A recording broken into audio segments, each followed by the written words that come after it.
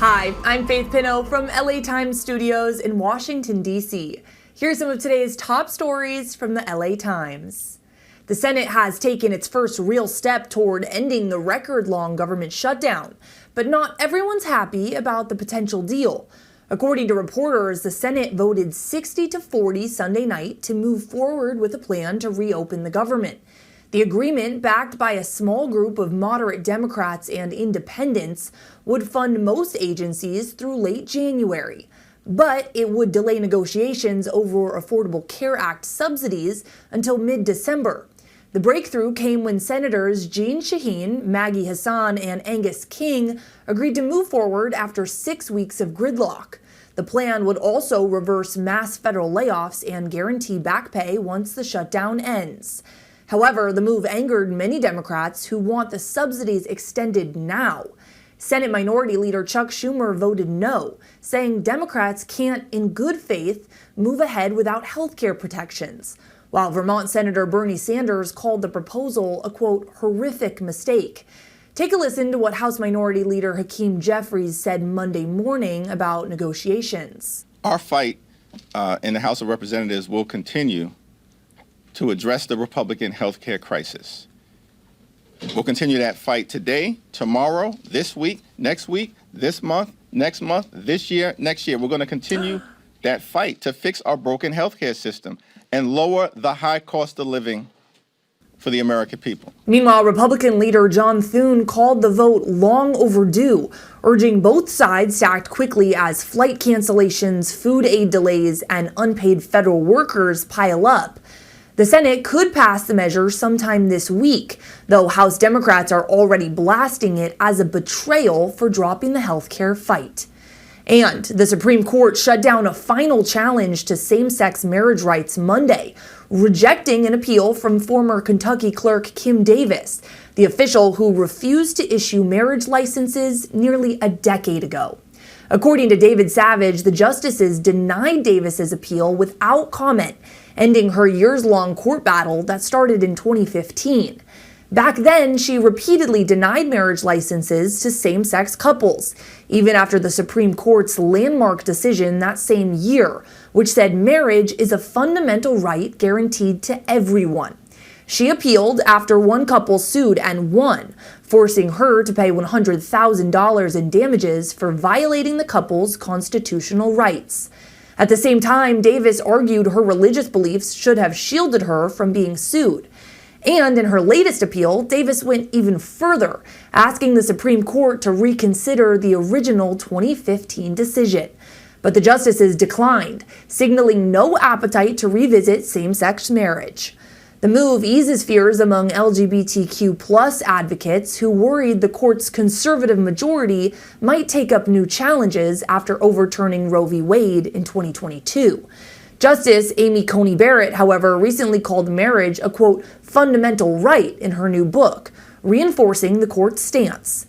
Today, about 823,000 same-sex couples are married in the U.S. Meanwhile, Davis's defeat marks the final chapter in a legal battle that began a decade ago and reaffirmed that the right to marry remains protected under the Constitution. And the fight over food aid is back before the Supreme Court as millions of Americans struggle without November benefits. According to reporters, the Trump administration asked the court Monday to keep full SNAP payments frozen while the government shutdown drags on. The vital program helps 42 million people buy groceries, and lower courts have already ruled that benefits must keep flowing in full. Still, the administration wants those rulings paused, even as Congress considers a deal that could reopen the government and refill the program's funds. Over the weekend, the Trump administration told states to undo full benefits that went out during a brief court-ordered window. But a federal judge in Boston blocked that move, calling it unfair to families already caught in the political crossfire. Some states have continued to send out partial payments, while others spent their own money to cover full benefits, money that they may never get back. Advocates warn that continued delays could deepen hunger for millions of children, seniors, and working families. The Supreme Court is expected to decide by Tuesday night whether to extend the freeze on benefits or let the full payments resume. Congress is also weighing a proposal to fund SNAP through the end of the fiscal year, which could finally end weeks of legal and financial uncertainty for America's most vulnerable families. And the ripple effects of the government shutdown are being felt in the skies as well, with hundreds of flights delayed or canceled across Southern California over the weekend. Noah Goldberg reports that hundreds of flights coming in and out of Southern California were canceled since Friday, when the FAA ordered a reduction in commercial flights. Nearly half of those came from LAX, the region's busiest airport. As of Monday morning, 129 departing flights had been canceled.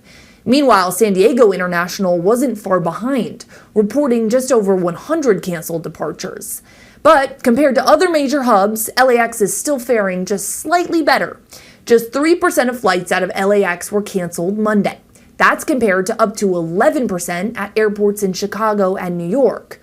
The FAA says the cuts are meant to ease pressure on air traffic controllers, who have been working without pay since this government shutdown began. Airlines at 40 airports, including LAX, are now operating under federal orders to scale back flights by 10% by the end of this week. Here's what Transportation Secretary Sean Duffy said over the weekend about the air traffic changes. A whole slew of cancellations and delays across the airspace. That trend line is getting worse, right? More controllers aren't coming to work day by day, the further they go without a paycheck because Democrats refuse to pay them. And so as I look 2 weeks out, as we get closer to Thanksgiving travel, listen, I think what's going to happen is you're going to have air travel slow to a trickle. As everyone wants to travel to see their families, I think we're going to see air traffic controllers, very few of them coming to work, which means, yes, you'll have a few flights taking off and landing at our different airports across the country. But the thousands of flights that happen every day to move people around the country for this great American holiday, it's not going to happen. Experts say if you're flying soon, opt for morning, nonstop routes and avoid smaller regional flights, which are most likely to be scrapped first. With no clear end to the shutdown in sight, travel disruptions could grow worse in the coming days, especially as Americans prepare to travel for Thanksgiving. And President Trump is threatening legal action against the BBC over what he calls a dishonest edit of one of his speeches, an edit that's now cost the network's top 2 executives their jobs. According to reporters, BBC Director General Tim Davie and News Chief Deborah Turnus both resigned Sunday after backlash over a Panorama documentary titled Trump, A Second Chance? The program spliced together parts of a speech Trump made on January 6, 2021. The sound bites, taken nearly 50 minutes apart, cut out the president's call for supporters to demonstrate peacefully, instead making it appear as if he directly urged them to, quote, fight like hell and march to the Capitol. Trump blasted the edit as an attempt to change the outcome of the 2024 election, posting on Truth Social that the BBC's reporting was, quote, corrupt journalism and a terrible thing for democracy. The BBC apologized for what it called a judgment error, but denied any institutional bias. Still, former BBC television director Danny Cohen said the network's leadership violated journalistic ethics by not coming forward sooner about the edit. Take a listen to what he had to say over the weekend. It's not just that the Trump video was faked. It was the fact that Mr. Davie and Ms. Turnus knew that it was faked for the last 6 months. They attended a meeting 6 months ago in May 2025 when it was discussed, and they did nothing about it. They remained silent. In a statement, the network said it would, quote, review Trump's legal letter and respond directly. Pressure on the broadcaster had been building for weeks after a leaked internal report accused the BBC of bias in multiple areas, including its coverage of Trump, transgender issues, and the Israel-Hamas conflict. Trump's allies say this episode proves media bias against him is real, while critics call it another attempt to intimidate the press. Meanwhile, the BBC says it plans to review its editorial standards following the controversy. And President Trump pardoned several of his closest allies over the weekend, including his former personal lawyer, Rudy Giuliani, and former chief of staff, Mark Meadows, along with others accused of trying to overturn the 2020 election results. According to reporters, the announcement came from Ed Martin, the government's pardon attorney. Martin confirmed the move on social media late Sunday night, saying that Trump signed a, quote, full, complete, and unconditional pardon for Giuliani and Meadows, along with conservative lawyers Sidney Powell and John Eastman.